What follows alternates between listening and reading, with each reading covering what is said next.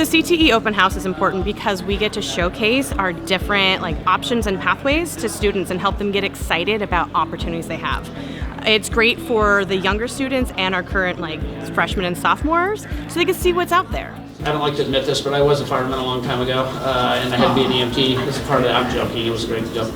It's so cool because you get to come together with a bunch of people and learn about a career that you love. And you not only just have to sit in the classroom and hear about it, you get to have professionals come in and train with you. It's really awesome. I really enjoy it. It's one of my favorite classes just because I get to be more physical and I get to learn and we get to do groundwork. Yeah, check it all out. The teachers are available, and if you have questions, we can help you too. The coolest thing I've seen is probably one of the cars out there because I just absolutely love cars. Since I was littler, I wanted to be a vet, and so I thought this would be a good way to introduce me to what it would be like. And then we taste cheese and we organize the cheese into different categories, which is my favorite part.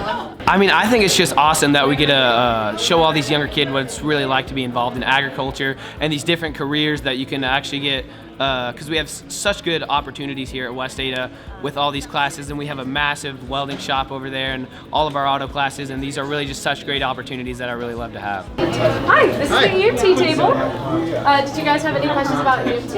Are you interested in it? Our teachers are amazing, and the equipment that we have, not only at Renaissance but also at Meridian, some of it's state of the art, and we are very fortunate to have a full fire truck and a full ambulance and the simulator upstairs. These kids really get to practice and work on real life technical things, so that when they become a CNA, an EMT, even a diesel tech, they know because they've had hands-on experience in those areas.